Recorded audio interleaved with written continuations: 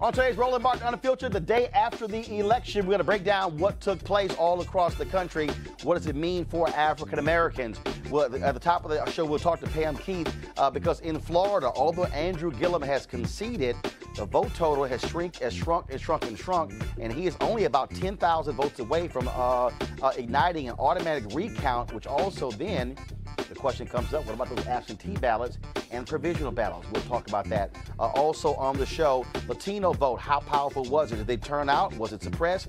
We'll talk to one of the pollsters with Latino Decisions about that. Also, one of the sisters who won yesterday, Ayanna Pressley. She's the first woman of color to represent Massachusetts in Congress. We will talk to her on today's show as well. Democrats take back the House. Black House members, their numbers increase. What is going to happen when it comes to them being in power? And also an absolutely weird, strange as hell news conference today with Donald Trump claiming total victory. Really, dude? Okay. And he fires Jeff Sessions.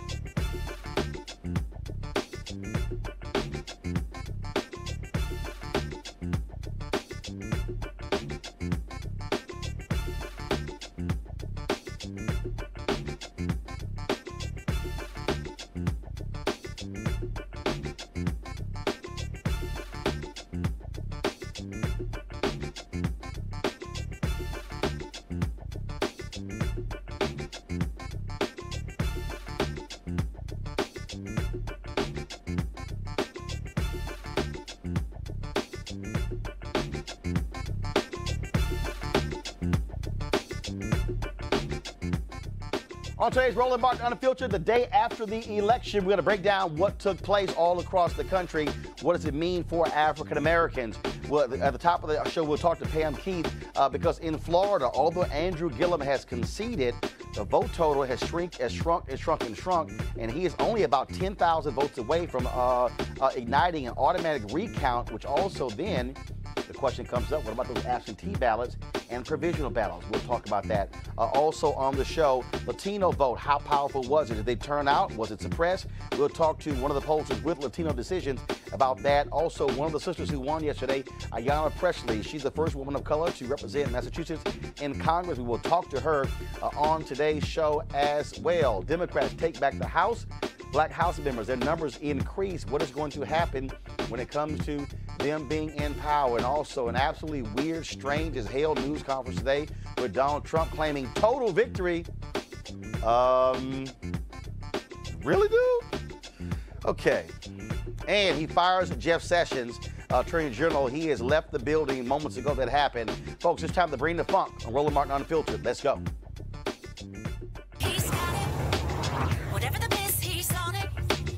Whatever it is, he's got the scoop, the fact, the fine. And when it breaks, he's right on time and it's rolling. Best believe he's knowing. Putting it down from sports to news to politics. With entertainment just for kicks, he's rolling. It's on go, y'all. It's Roland Martin, yeah. Rolling with Roland now. He's funky, he's fresh, he's real, the best, you know he's Roland Martin now.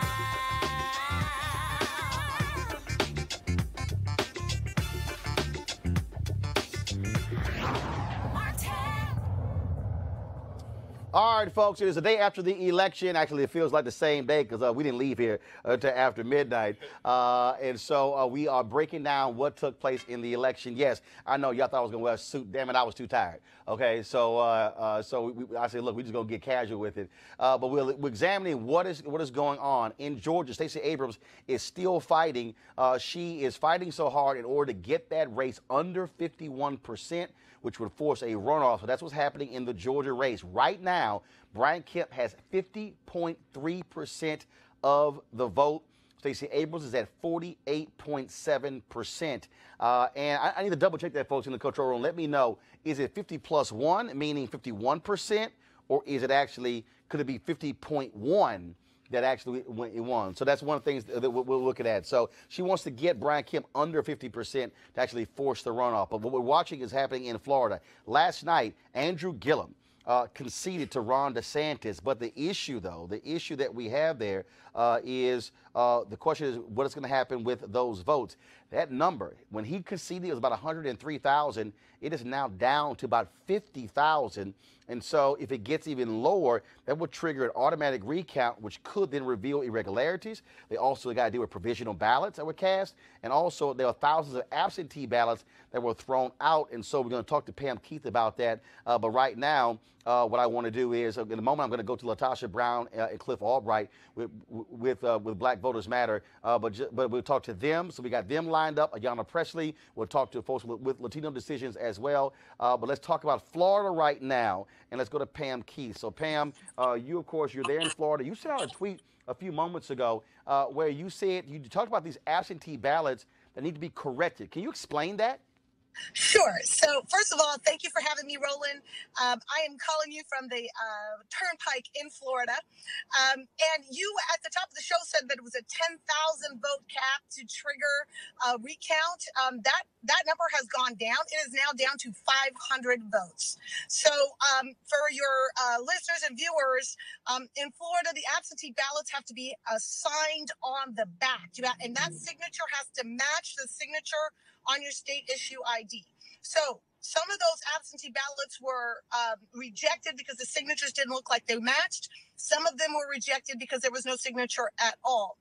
But that can be corrected. That can be, you can perfect the ballot by submitting an affidavit with an appropriate signature. So currently, we are mobilizing our Democrats here in Florida to try to chase down those voters and say, hey, your ballot was rejected. would you please sign this affidavit to perfect your ballot so it'll be counted tomorrow? And talk about the provisional ballots, because obviously we know that a lot of African Americans, if their name was not on the list, they had to vote with a provisional ballot. Any idea of how many provisional ballots we're talking about in Florida? I don't know, but let me give you some facts on how that happened. In Florida, we have about 2 weeks of early voting. In the early voting period, you can go there. They have these centrally located polling places like major libraries or community buildings or whatever. And so everybody goes to the same place for early voting. But on election day, you don't go to that place. You go to your precinct. You don't know where your precinct is unless you look at your voting ID card or you Google it or go online. So what happened is that a lot of people who saw their friends and family early vote at the early vote locations went to those locations to vote on election day, and then were told, oh, no, this is not your place. And so what happened was that they were forced to vote provisional ballots. And it is unclear to me at this time, because there are some supervisors of elections that are saying, no, those are not valid ballots because you were not in the right physical place when you voted in. I don't know that that's true.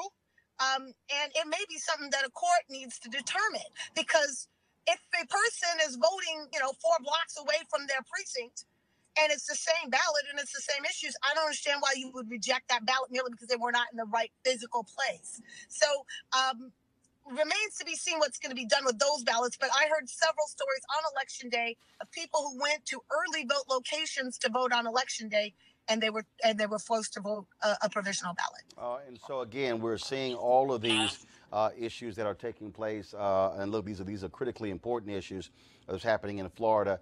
And so how will this also impact the U.S. Senate race? Because that was even a smaller percentage in terms of a difference when Bill Nelson conceded to Rick Scott.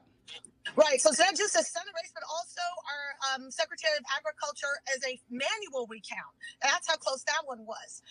Bill Nelson, who is our Democratic nominee for Senate, his margin was just as small. We're talking like in a state of 21 million people, you're talking about 500, 600, 700 ballots making a difference. That's how tight this is. And, Democrats have not been in control of Florida for 20 years. So needless to say, this is a very anxiety-inducing, but we're willing to fight for it. All right, then, Pam, Keith, I surely appreciate it. Thank you so very much. I want to go to my panel here. Brandon Cooper, of course, he is with chair of Prince George's County Republican Party, right? That's what you are? Former chair. What happened? What happened? You lost? No, no, never lose, Roland. I serve one term and I'm done. Okay, all right, I'm just checking. All right, things change. One and done. Eugene Craig, CEO, Eugene Craig Organization, Cleo Monago, socio-political analyst and activist, Malik Abdu, Republican communications consultant. Folks, look, at the end of the day, extremely small margins there in Florida. And I thought it was weird last night that Andrew Gillum was conceding when we found out some 40,000 votes in Broward County had not been counted. Plus, you throw in those absentee and provisional ballots. I mean, when it's that small, look, to me, you say, look, count everything, then I'll concede, but the last 20 years of Florida should tell you, from 2000 election to now, Florida has never decided on election night. So I was surprised as well that he conceded so early. Of all the black governors running, I thought that Gillum had the best chance of winning. One other thing I looked up online as we were talking, there's an automatic recount if it's within 0.5%. It's at 0.6% right now. And so I'm just really surprised. I mean, and again, even I was talking to people in this camp, and they said, okay, what they felt that it was 103,000. They just didn't see it.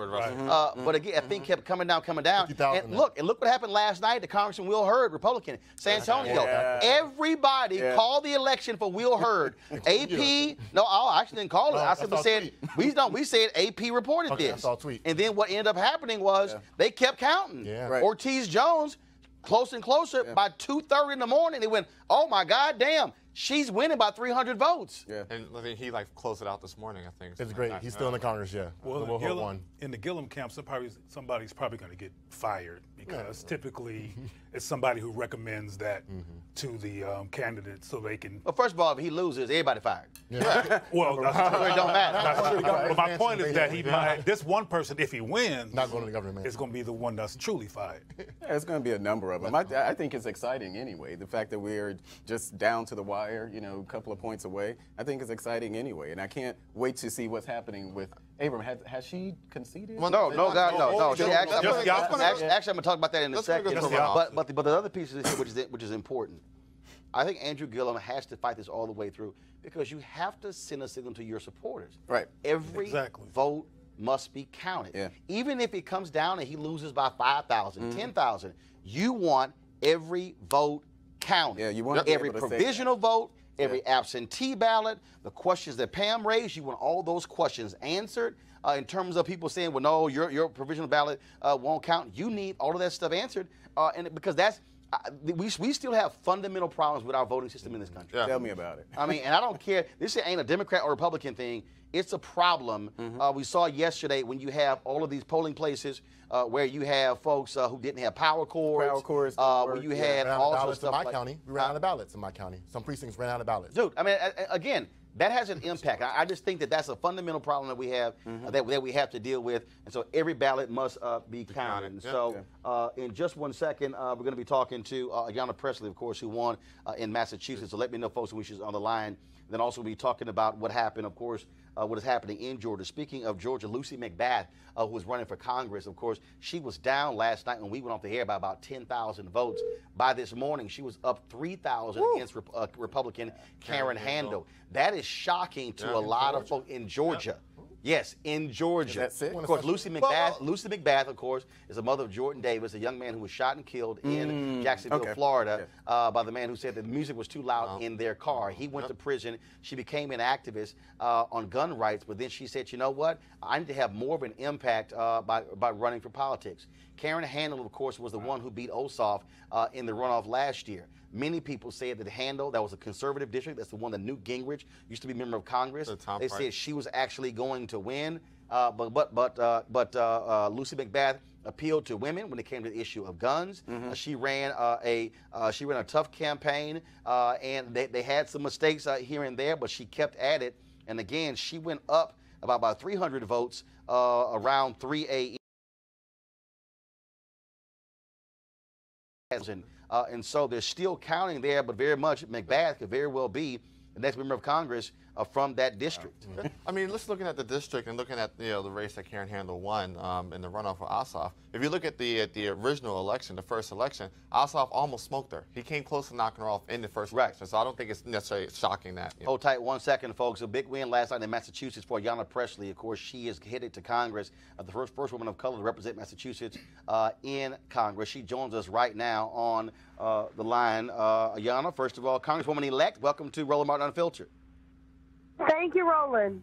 Obviously, it was a big night for you, a big night for others like Jahana Hayes as others. There are several African Americans who won last night, and obviously you must feel good. But what does it feel to also be a part of the largest class of black members of Congress in American history? Incredible, stunning, and deserved. You know, we are making, although they've been incremental strides towards leadership parity when it comes to race and gender, last night felt like a seismic shift. As I said in my remarks, that for women of color, the barriers for us are much harder than glass. It's not a glass ceiling, it's a concrete one. And we busted wide open yesterday. And we just have to continue to build upon that. I know in all of our races we expanded the electorate and engaged new voices in democracy. And we want those folks to stay connected and engaged, not just for an election cycle, but just for the preservation of our democracy. When you look at the issues that we're talking about in this race, obviously health care was a huge issue. What is going to be your focus when you are sworn in January? Well, first order right now is in earnest beginning to make the case for the committee assignments that I'm hoping to have. Education and workforce, judiciary for criminal justice reform, because there does appear to be, although for different reasons, a bipartisan appetite for criminal justice reform, and also for the subpoena power and investigative reach of judiciary. Education and workforce, because the Massachusetts 7th is the most diverse and unequal district in our congressional delegation, and I see those as two means to address those systemic inequalities and disparities. But before I can get to any of that, what I'm looking forward to is a conversation with Democratic leadership about the vision and the future and the direction of this party. I think our races were key to our entering a Congress that is in a Democratic majority. There are lessons to be learned about our messages, the type of campaigns that we ran, rejecting corporate PAC money, people-powered movements, broad and diverse grassroots coalitions, investing in ethnic and specialty media, and the list goes on. I think we demonstrated an aspirational vision and a strength of courage, and people responded. And so it was less a referendum against the hate coming out of Washington, but really more a mandate for hope. And that's what we have to do a better job at as a party, is lifting up what we are for, not simply resisting. I think our closing argument of health care was spot on. And in the races where we came up short, it is not because our candidates were not compelling or inspiring or didn't run effective campaigns. It's that they were drowned out by the hate and the fear-mongering of the current occupant of the White House, which has fanned the flames of polarization in our country. Gotta ask you this. There's a lot of conversation out there in terms of the next Speaker of the House, whether or not that should be Nancy Pelosi. Have you made a decision whether you will support Nancy Pelosi as Speaker of the House? Do you want to see an African American become Speaker of the House? I'm not sure who all will be putting their names forward, but certainly I think we all benefit from.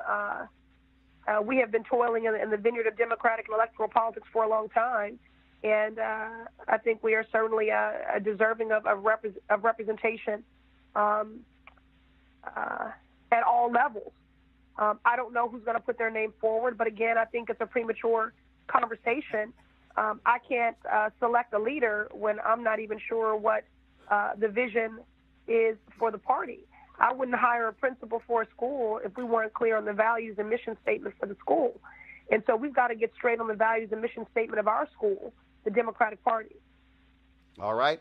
Ayanna Pressley, we surely appreciate it. Thank you so very much. Congratulations on being elected to the United States Congress. Thank you, Roland. You see what Johanna and Lucy and myself all have in common? Your show. So thank you. Well, I certainly appreciate that. And of course, we'll try to get. We've had you on. We'll try to get Johanna on. So we're trying to get all the black folks who were elected last night on the Roland Martin Unfiltered. We appreciate it. Thanks a lot.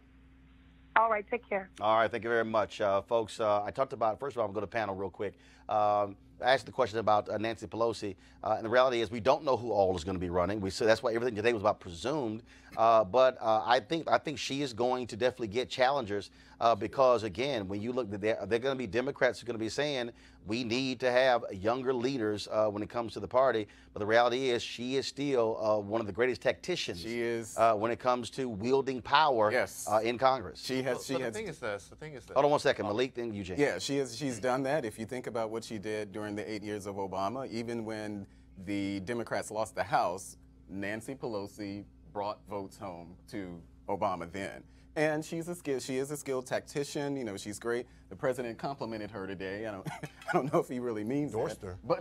But I think it's actually a good thing. I think they probably do need to have someone like her. I would love to run against Nancy Pelosi as Speaker. But that does not discount her experience and what she brings coming in. Whether or not they're going to put a black leader in that fold, we've already kind of tried that. I think at some point, if you guys don't remember, it was it Jim Clyburn, where they made him number 3? No, actually, no. What was it? No. Well, first of all, when they took control last time, he was number 3, and when they went back into the minority status, they created the 4th position. Right. And again, but what CBC wants, they want either number 1 or number 2. Yeah. That is Speaker or Majority Leader. Eugene.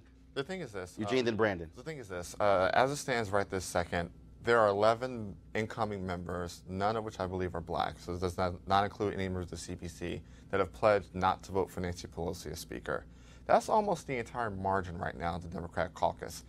The vote for Speaker is an absolute vote on the floor of the House. It has to have an absolute majority. If it doesn't have an absolute majority, another vote is held. Nominations are reopened up. What makes it a little bit more complicated is that Clyburn just drew a challenger for whip.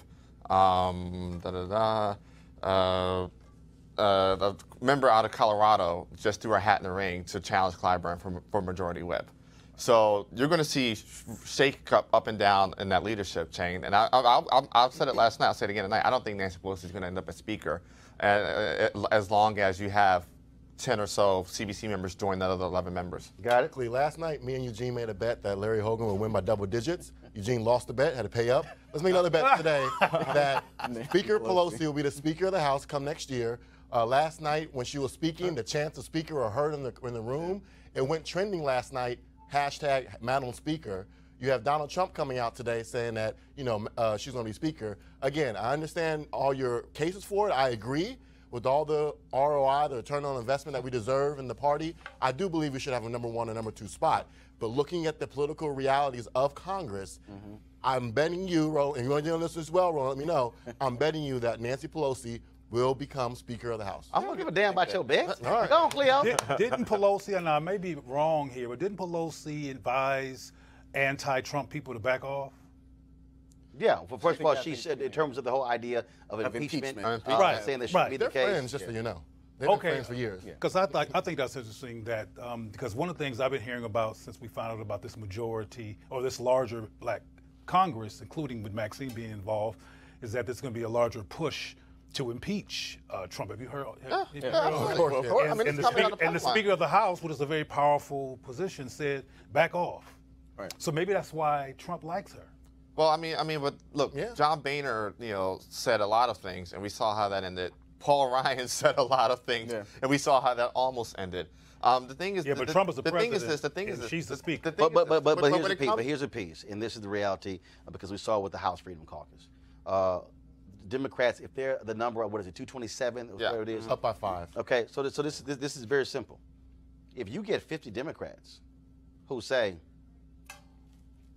you need 20. You don't need 50. You need. No, I'm saying. So what then happens is, because what Pelosi is going to do, if she's Speaker, is the exact same thing that Republicans did. You're not going to take something to the floor and hope you get votes on the other side. You're going to want that 218 in your own caucus. Sure. And so the ability to be able, so the question is, will you have Democrats? And this is the one thing the Democrats don't do the Republicans do. Have true hardliners. Will you have Democrats on that side who will say, unless this happens, we ain't voting? That's the whole issue right there. That's the whole issue right there. Huh? Trump. See what happens. What Trump said today, you might have all heard this too, that y'all talking about investigating me. Y'all investigating me, I'm going to investigate y'all. Got it. That's a paraphrase. He didn't say y'all, but probably. But you know what you're talking about. Well, it's one of the things we talked about, of course, what was happening in Georgia. Of course, Stacey Abrams, she spoke last night, and she made it clear she's going to continue to fight this thing out. They're still counting those ballots there in Georgia as we speak. Last night, we were talking to, of course, to Latasha Brown and Cliff Albright. They, of course, they filed a lawsuit against Brian Kemp. As it stands right now, you talk about a difference of less than 70,000 votes. Let's go live to Atlanta with Latasha Brown and Cliff Albright. First and foremost, glad to have y'all back. When we talk about what is going on here, Abrams did not do what Andrew Gillum did. She came out last night and gave a speech, and she says, we are going to fight this thing because she is trying to force this thing to a December 4th runoff. That's right. We want all votes counted. That in this process, we want to make sure that every single vote is counted. And I think that she did the right thing. When you've got a election that is this tight and is razor thin, and you combine that with some of the voter suppression issues that have been going on, what we want to make sure is that every single person that cast a vote, that vote is in fact counted. And when we think about this, Latasha, when we talk about what is going on we saw so many voting irregularities. Of course, we still have outstanding questions about mail-in ballots, provisional ballots, and so those are critical. And we know that so many African Americans have been forced to do provisional balloting because of the whole issue of voter purging. And you may, look, we don't know what's there, but you might have 10, 20, 30, 40, 50,000 votes sitting out there that could go the way of Stacey Abrams.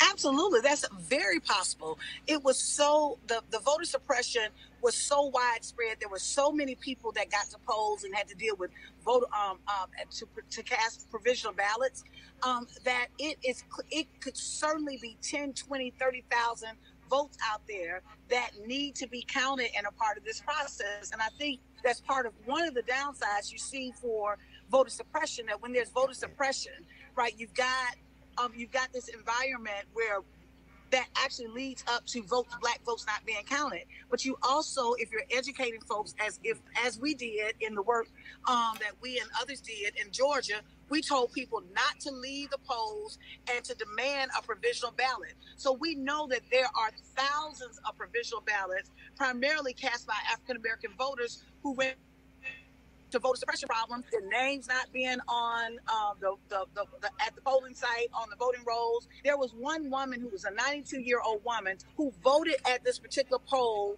in the primary election just a couple of months ago. She shows up to vote and her name is not on the voting list, but she cast a provisional ballot. And there's all kinds of reports that we received and witnessed on yesterday of people casting provisional ballots. So we know that there are thousands of those ballots out there that could be counted and could make a difference in this election. All right, Cliff, again, when we look at these voting issues, I just thought it was right to Stacey Abrams to send a signal to her supporters that she wants every ballot to be counted, because even if she loses, it allows you for you to then to go back and study what went right, what went wrong, what were the numbers, what happened here, what happened there, to be able to deal with the next election, the next statewide election. Yeah, you're absolutely right, Roland. That's why we thought it was important for her to fight. We think it's important that we continue to count every ballot. We think that it's important. That's why this lawsuit was filed, that Latasha is the lead litigant on, because we need to open up this process, get more transparency. We know that with Brian Kemp, we've seen an unprecedented level of conflict of interest. And so we need to be able to see what's been going on with this process. Honestly, that's also the reason why in Florida it's so important that we be able to get to that automatic recount, because once you get to the recount, you can get some more transparency to see what's been going on with all this voter suppression that's been taking place, these provisional ballots, even the way that absentee ballots are being treated, right? Which ballots are being thrown away. When you have the candidate who's also the referee and judge and picking the voters, it's just open up for all kinds of unethical behavior. All right, Cliff, Latasha, we certainly appreciate it. Y'all have been doing a bang-up job with Black Voters Matter. Thank you so very much for keep fighting and keep us updated with what's happening in Georgia. We will. Thank you, Roland. All right, thank you very much. Go back to our panel here. What they are exposing in Georgia has a direct impact on all elections there. And again, when we see what happened there, what's happened in Texas, what happened in Maryland, what happened in Florida, what happened in Michigan, what happened, I mean, it's just crazy to me when you go around here and look, you even have, you need Republicans and Democrats to at some point say, look, let's stop playing games here when it comes to voting, which is why I just still believe that if they want to play games, you have to enshrine the right to vote in a state constitution to cut this nonsense out, because as long as you leave it up to partisan folks, you're going to keep having problems. Yeah, I agree 100%. Maryland, we passed a constitutional amendment yesterday that allows now for same-day voting registration on election day. Up until now, it's been you can vote, same-day voter registration or early voting, but now on election day, and I think it should go a step further, where it enshrines the right to vote. And also should be automatic registration. I'm fine. I Republicans passed in Georgia. I don't understand, huh? As the Republicans passed in Georgia. Well, here's the deal. Republicans can pass automatic registration in Georgia. Don't mean a damn thing when you're still trying to suppress it. It don't mean a damn thing when you have automatic registration, but you're still purging. It don't mean a damn thing when you got automatic registration, but you don't have cables for the voting machines. It don't mean a damn. Hold on, I ain't done. It don't mean a damn thing when you got a polling location where you got 300 people in line and you got three booths to vote in. It don't mean a damn thing if you got automatic registration in Georgia, but then you got not enough paper ballots. It don't mean a damn thing if you got automatic registration in Georgia, but then you want to cut out 7 to 9 early voting locations in a county that's 60% black. So please, please tell me. First of all, the consultant who made the suggestion, I'm not done. The consultant who made the suggestion gave $500 to Brian Kemp's campaign. Who hired the consultant? Who? The Democrats called the County Board of Elections. The people who ran that, and this is very simple. And the consultant went around Georgia and multiple places. And I got you. No. But how do you even have a consultant who's giving you advice on elections when he gave money to one of the candidates? They should do their due diligence a little bit better, but I also make sure it's very clear. But I'm asking a question. The Democrat County Board hired a consultant to advise them. I know, Brandon, you so desperate to say, oh my God, can we give Republicans credit? No. But the fact of the matter is this here. In Georgia, when you have a Secretary of State with a previous Secretary of State resigned. And I agree with you. He should resign. He should resign. But he didn't. And that's wrong. But he didn't. And you know what? The other Republicans in Georgia didn't say a damn thing. And I'm a Maryland Republican, but that's wrong. I agree with you. Do you do this on purpose? Do you try to surgically sneak in a Republican affirmation? I'm fair. And I called out. No, that's not just fair.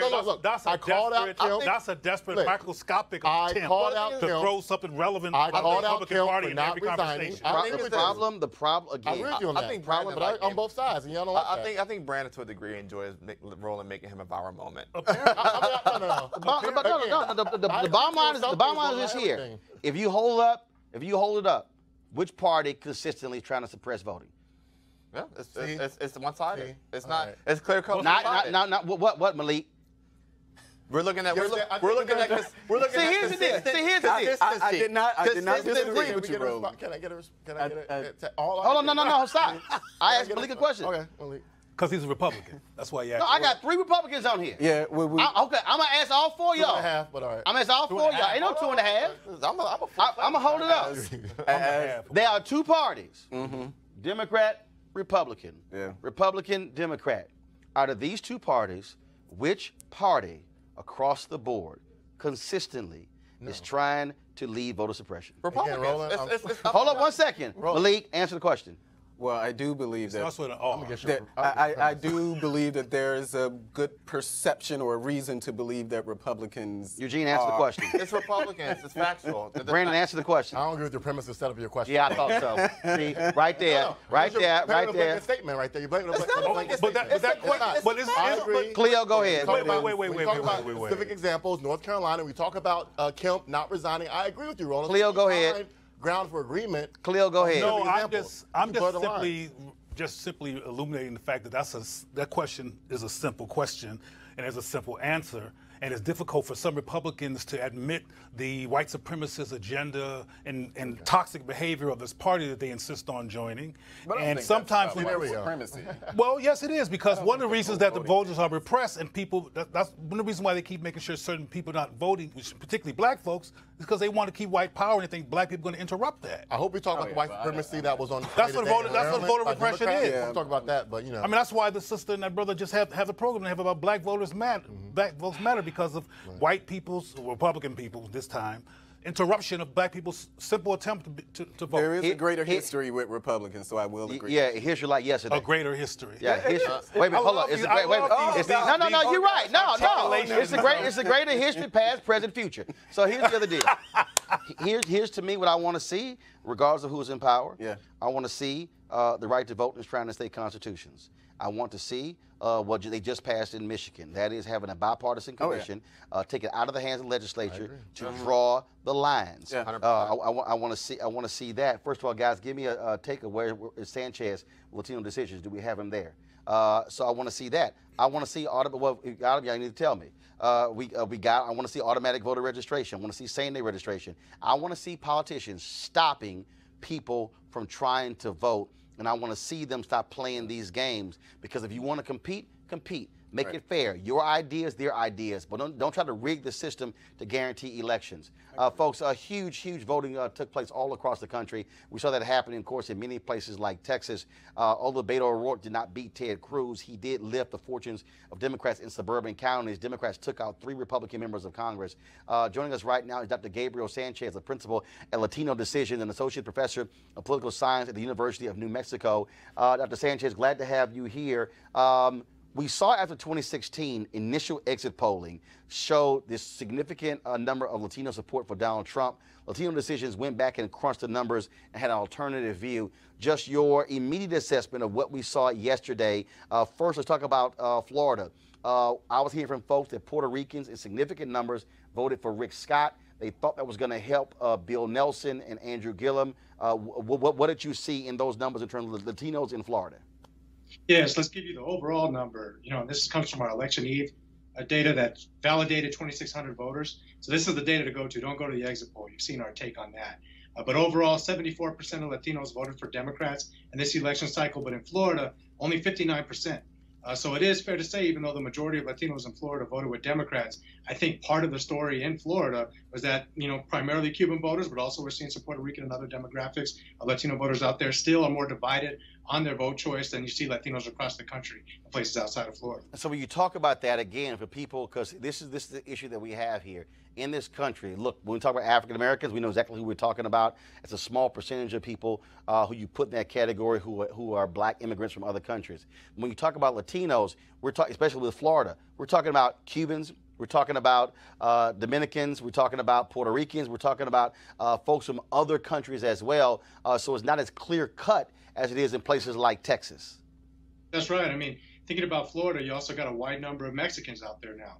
So when we're doing our focus groups and we're doing our polling, you really have to slice up the state and make sure that you're talking to those specific communities, because just like any population, they're diverse, right? And so thinking about all Latinos in Florida is a little misguided. We've got to break it down and look also at generational differences. Even among Cuban voters, we're seeing younger millennial Cubans tend to vote highly Democratic in line with Mexicans and Latinos in other states. So it's really important to capture that variation. But again, 59% of Latinos out there did vote for Democratic candidates. What did you see in Texas? I saw one initial exit polling, and that's why, like we came on, Brandon raised the exit polling data. Again, the issue that I have with exit polling, look, it's a quick snapshot. It's a lot different once you start going in, once you start drilling down further, and then beginning to look at high concentration areas, precincts, things along those lines. Yeah, I mean, in Texas, keep in mind, exit poll didn't capture any Latinos in the southern region of the state along the Rio Grande Valley, which is about 90+% in all those precincts Latino. That's about a quarter of all Latinos in the state of Texas that voted are in that region. Exit poll misses them completely. So in Texas, obviously, you don't see Beto O'Rourke do as well as he did without the support of Latino voters. So I think there was clear, and this is partly thinking about 2020, if he was able to almost capture that and lift the votes of a lot of other Democratic candidates across congressional districts, imagine the energy that Latino voters will have in 2020 when they get an opportunity to vote against President Trump.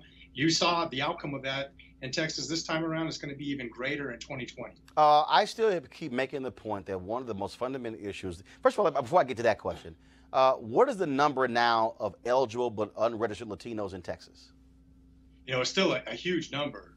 Thinking about percentage-wise. For long as it was 2.1 million, has the number gone down? Is it 1.5, 1.6? Is it 1.8? Any idea what the number is? Yeah, it's been between 1.5 and 1.6 million. We'll know probably in the next week a little bit more definitive. So this is what I have been saying is very interesting, because when the 19 black women who are running for judge, who ran for judge in Harris County and all won, and so when I was out with them on Saturday, we were going down the street, and so we were passing. That was a Latino guy who was in his driveway watching all these cars come by with his police escort. And I shouted, I said, "Hey, have you voted?" And he said, "No." I said, "Why not?" He said, "I'm not registered." And I said, "Dude, you can't change anything not being registered." And then he says, "Well, that's not the only way the change was happening in this country." And then I hollered, "Well, what the hell else can you suggest?"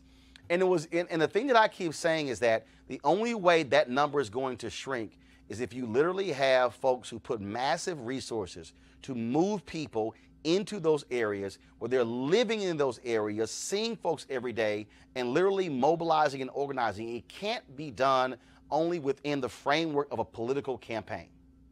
That's right. That's right. I mean, in the data that we collected, we asked folks directly, how many of you tried to mobilize, bring others in your network out to vote? Highest number we've ever seen for Latinos. So I think that's part of the equation, is getting folks out there, not relying on the parties, not relying on the candidates, but doing this more grassroots. It worked this election cycle. But keep in mind, one demographic group that we're talking about, African American and Latino voters, roughly half of all the eligible voting population from those communities are millennials. And even though more of them voted this time around than normal, all of our focus groups on millennials indicate that a lot of those folks will tell you they want social change, but they see social media, going to protests as more impactful in creating social change than voting. Well, so I think it's really drilling down to that youth demographic and shaking them up and telling them, man, you're seeing the reality of election outcomes and you're seeing the differences that it makes. You got to get out there, you got to register, and then you got to vote. Well, look, I'm seeing that with some of these ignorant-ass black men I'm dealing with on social media who are saying that, oh, no, we need to have candidates who are presenting us a black agenda and that's just black. And then when I mention the black people who are actually running, like one brother's like, oh, there are no black politicians in the whole country who are representing black people. And I'm going, damn, really? Like not one? And so you have people who believe they can create systematic change, and as if you can create systematic change without politics. That's nuts. Well, absolutely. I mean, one other point on Texas, I caught y'all's conversation about voter suppression.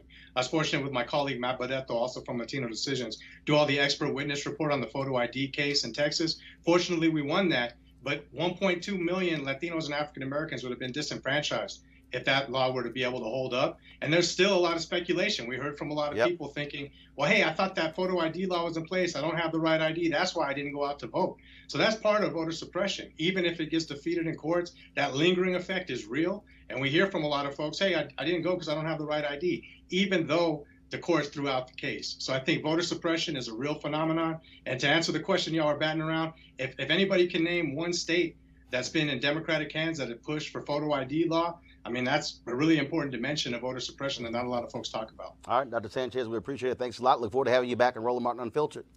My pleasure. Big fan. I appreciate it. Thank you very much. I want to go to our panel here on this issue. So it's very, very interesting. So you had folks like that dude Tariq out there. Oh, no, there's no agenda, so you shouldn't vote. Then somebody told me that Corey Holcomb was saying, somebody said he gave these valid reasons why you shouldn't vote. Here to me, I think, is part of the issue. One, the people who have for years sold the notion that if you only vote, that changes things. That's nuts, because you can't just only vote. I always say voting is the end of one process at the beginning of another. But the other thing is, I believe you have to also connect the dots. Because the reality is most people really don't understand the role that government plays in their lives every single day. To have somebody say, well, yeah, like literally one brother said, yeah, the people who run for DAs, they're part of the same system. Krasner in Philadelphia comes in and is changing the system as DA. Amaris Ayala in Florida. Craig Watkins, when he became the first DA in Dallas County, put into place a program to retest significant cases. More than 30 individuals, mostly black, who were convicted in prison, some as many as 20 and 30 years, were let go because the DNA was retested. That doesn't happen if that black DA is not there. And so we can't act as if you don't have black people of conscience who run for positions who say, I'm going to do the right thing in the position, and then go, well, no, they not real, they bougie. I mean, at some point, you can't satisfy some of these folks, Cleo. But Roland, see, you are brilliant, educated, and a political, you know what time it is, the day it happened, whose mama it was, and what day it turned blue. I mean, you know all this stuff. A lot of people in our community, and I'm not saying this is a good idea, and I agree with what you're saying in terms of the logic of it, But as I say over and over again, unfortunately, a lot of us are not coming from a place of logic. We come from a place of impulse. And when people come from a place of impulse and emotion, they rely on optics. And black males feel like they've been let down over and over again, including by Barack Obama. Yes. Who never directly addressed black men, not unless there was a Trayvon Martin crisis, and it was even abstract at that. So a lot of brothers are watching the landscape and seeing police brutality still being there, some people seeing black men still be murdered, wondering what the Congressional Black Caucus is doing, which appears, from their perspective, they're doing nothing. And they feel like while they're dealing with being followed around the store and all the other traumas that black men deal with, that there's nobody in the explicit ways. Everything is all abstract, and and then we have these black women affirmations around their voting power, and black men are not addressed, are not spoken to. They don't exist. They feel like it's all irrelevant. So what you're saying is all true, but it's all abstract, and people are not really understanding the reality perception. And that's why, to me, why having the information where you can say, no, this happened, this happened, this happened. I literally had one institutions, the citizenship education training. Dr. Dorothy Cotton, who just died a few months ago, she was over the SCLC's citizenship education training. This is what she said in her book, and even when I interviewed her. And guys, we have that interview. It's also on my YouTube channel. When you came into SCLC, you didn't say, I want to join SCLC, then boom, you went to the meeting. No. But what year was this? This was in the 60s. That's what I thought. No, but follow me here. But that's why I'm trying to get us to say what's old ain't old. Yeah. It can also be new. When you came in, it's environmentally old. This is what they did. They said, first of all, I need to find out who you are, how you think, and frankly, where you stand. And then they said they had to reprogram folks where they were, and then when they passed, then sent them back out. Yeah. We got to have citizen training. We got to actually have sessions teaching people about civics, teaching people about actually what is happening, as opposed to walking around going, oh, ain't nothing happening. Well, I think it's what you said, earlier when you started off and saying that there's been a failure to connect the dots. Because for years, we've been told, especially the black communities, that you just need to vote. The whole, whether it's vote or die or any of the other slogans, we've been told that the only thing that we need to do is vote. And so there's real no explanation beyond the fact that we needed to vote. And so you have politicians for generations. And folks voted, and they're kind of like, all right, I'm good. Yeah. So what else? 2 years. Yeah. So what else? 4 years. Then they didn't vote next time because then nothing happened. And because. Right. After the election, then it was like, okay, no, you still got to show up. Yeah. You still got to hold them accountable. It's a 24/7, 365 process. I mean, and I agree with you. It falls on the politicians, it falls on the candidate, it falls on the organization's responsibility to keep folks engaged, to keep voters engaged. So you see the small wins. So you see if I give a historical point, when Ted Kennedy died, and Scott Brown got elected in 2009 in his seat, that was a small win that helped catapult Republicans taking the House in 2010. Oh, that's a good point. That was a small win. When Doug Jones won last year, that was a small win that folk could see and touch and experience that helped propel what happened yesterday. Cleo. If we want black people to vote, particularly black men, but everybody should vote who's black and everybody else, but I'm talking about the people who feel the most alienated from my own research and observation. Right. We have to not just say, look, you better vote, and you better, come to break down with all these theoretical facts that you often break down. We have to actually take seriously and engage their perspective, their worldview. I mean, back when Lawson was doing things, black people were less confused. We're now very, very confused. You got black folks all in large numbers with blonde hair. Sustained. Okay. Cleo, in court, sustained means the judge agrees with you. Okay. I should have known Cleo that. did not say who was the best man. No. Go ahead. No, I did not. But I'm telling you that, Go ahead. that black folks. The other day, I was in Baltimore and I saw. Well, I probably shouldn't say this. That'd be too controversial. Anyway, black folks are confused. Well, Brandon. Hold on. Cleo, then Brandon. I want to back that up. Black people are confused and are being chastised for being confused. Our youth are ahistorical and being chastised for being ahistorical. And people don't understand that people don't know that they don't know that they don't know. Hold on. I'm coming to you, Brandon. But I got to say this here. Because y'all, so I tweeted this photo of me yesterday with my Black Voters Matter hoodie on. And I said, you need to vote because Trayvon Martin can't, because Jordan Davis can't, because Aiyana Jones can't, Rakia Boyd can't. So I've had some people on my side, I'm like, oh man, you out of touch with how you raising up the dead to force folks to vote. Oh. And I said, you do know that we said Jimmy Lee Jackson was killed in Selma, and that's what that precipitated a bloody Sunday. I said, you do know when the death of Medgar Evers and the 4 girls in Birmingham. I said, not the king. I go on and on. I said, you act like it's new that we've said when somebody black has been killed and then you're fighting for social justice, and we said vote because they can't. And these people like, oh, you out of touch because you shouldn't be using their names. And I'm going, have you read a book? Do you even understand that this ain't new with black people? I got to go to Brandon. I'm going to come back to Cleo. Quickly, you're talking about being misinformed. One of my favorite quotes, Denzel Washington said, if you watch the news, you're misinformed. If you don't watch, you're uninformed. To that very point, I think we're a victim of our own culture nowadays. We got a 24-hour news network. You got instant gratification with social media. People have short attention spans nowadays, and education system is not controlled by us. And so I agree to your point, Roland. You're talking about having civic lessons and trying to retrain our minds. You talked about before, I think, the weakness of modern day sororities, fraternities, nonprofits, and churches in that atmosphere. I think that's where the focus needs to go to having that resurgence. And to Cleo's point, again, I've talked to these brothers and I'm listening to them, and what I'm trying to get them to do, and also it's another great interview we did with Ali Sadiq, with part of the Beat Woke deal. So trust me, we're going to be we posted those interviews. We're going to be kicking those interviews out so you can actually see them in this entirety. Because trust me, there's a reason why I'm doing those interviews. Because the thing is, yes, people are saying, well, I'm not seeing progress fast enough. But progress has never been fast. Right. It's never been fast. And for me, if I got an option between giving up or keep going, I can't give up. Right. And so that education is important. And I'm talking about, and then so my issue is, so the reason last night I called out Tariq and I called out Jason Whitlock. And then when somebody told me, well, Corey Holt, I'm going to call all these cats out, because my deal is when you have a platform, you have a responsibility with a platform. Yeah. And the question is, what do you do with your platform?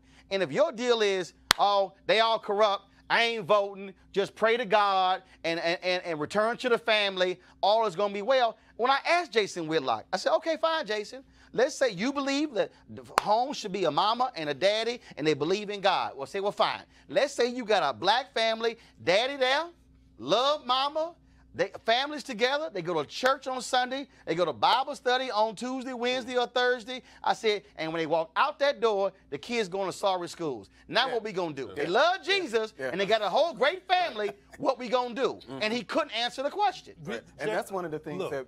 The reason that we know, and hey, it's your fault I'm bringing him up, Roland. The reason we know who Jason is because white people approve of Jason. What if the fact that white people approve of Jason and appreciate the confusing anti-black rhetoric that he says, we wouldn't even know he exists.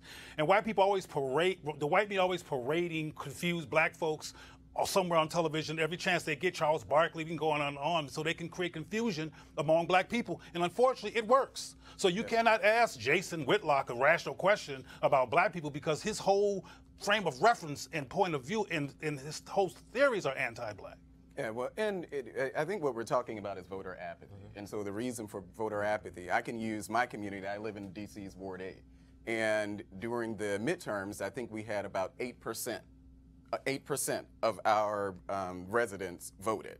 Only 8%. I think we're up to 30% now. But when you talk to people and you hear the reasons, this is, of course, D.C. has always been run by Democrats. There have been no Republicans to run D.C., and the schools are some of the worst in the nation. The crime is bad. The development, there's a lot of what people are talking about with gentrification and development. I'm going on a show after I leave here to actually talk about gentrification. But these are things that have happened in Democratic cities, and I think one of the things that I like to be mindful of is that I don't think this is something, voter apathy is not something that's isolated to black people.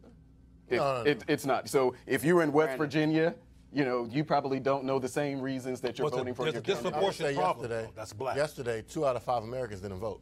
Yeah. So it's not all racial boundaries. Apathy is not an issue just for that. Going back to the 2016 election, 51% of Americans didn't vote for Hillary Clinton or Donald Trump, and so it's those who vote who are having a say, and that doesn't represent necessarily. But most of them are voting though, compared to us. I am going to make the point again that between now and the next local election and between the 2020 presidential election, what is required is massive citizenship training. Yeah.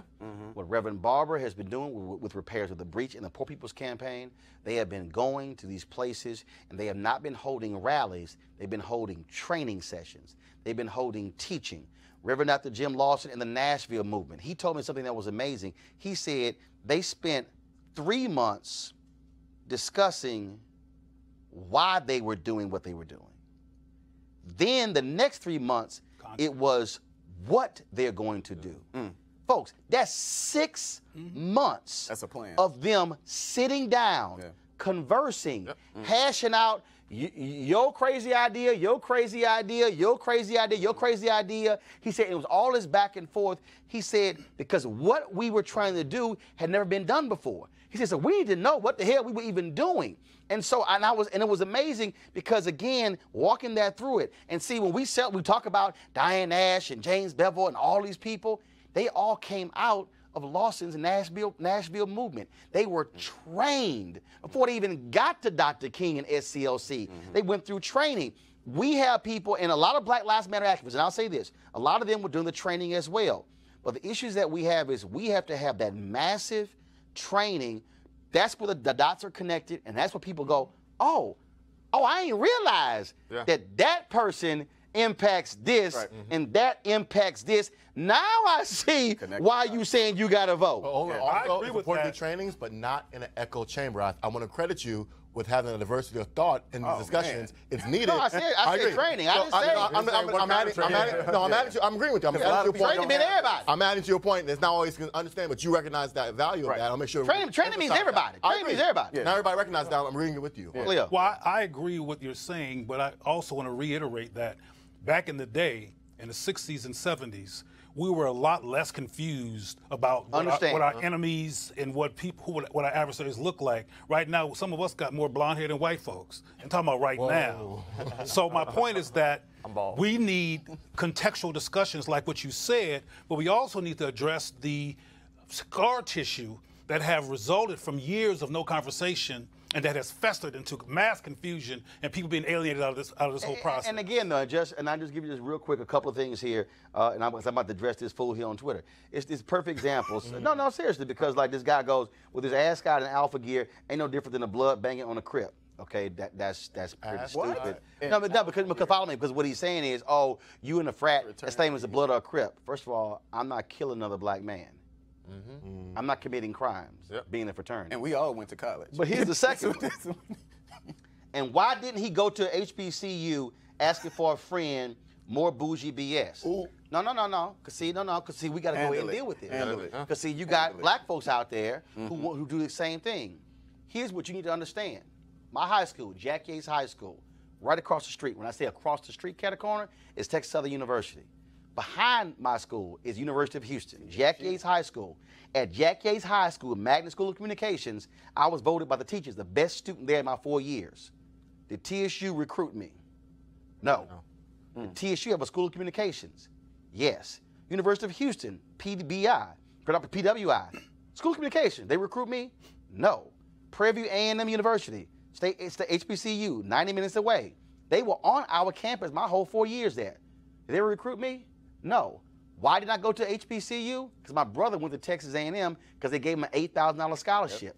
Because you know what? I got a $10,000 scholarship. And my sister got a $10,000 scholarship. Why didn't I go? Because my parents didn't have the damn money, and 3 of us were in college at one time. So you know what made sense? Us to all go to school at the same place. So when they sent money to one, it helped all 3, and it was scholarships. So while a bunch of y'all out there are questioning black folks and their commitment to HBCUs, do realize that I had to make a financial decision as to why, because my family couldn't afford it. So guess what my family now has? 3 college graduates, all from Texas A&M. And also, by the way, Texas A&M is a state university. Taxpayer dollars fund that school. Guess who grew up in Texas? My parents. Guess who are taxpayers? My grandparents. So Texas A&M is also my damn school. See, this is what y'all need to understand, because here's the other piece, A&M, Texas was one of the places did not want to accept the money from the federal government to create land-grant institutions after the Civil War. It was black state legislators who supported the effort to create land-grant institutions. So were it not for those black state legislators after the Civil War, then you would not have land-grant institutions in southern states. Now that you've been properly educated as to why it didn't go to HBCU, let's go forward with our HBCU hashtag Giving Day. Press play.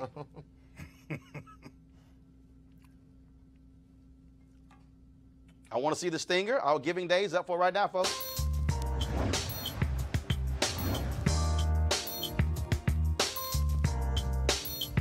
So today's HBCU Giving Day School, by the way, for you haters, initiative that I created, is Xavier University of Louisiana, founded in 1925. Niche.com ranks Xavier #2 among the nation's historically black colleges and universities. And also, so be sure to go to, folks, xula.edu,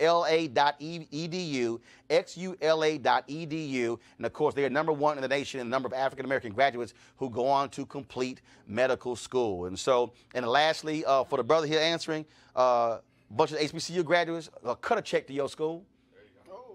There you go. Florida A&M, y'all was talking about Andrew Gillum being a rattler. 5% of Florida A&M graduates give back to their institution.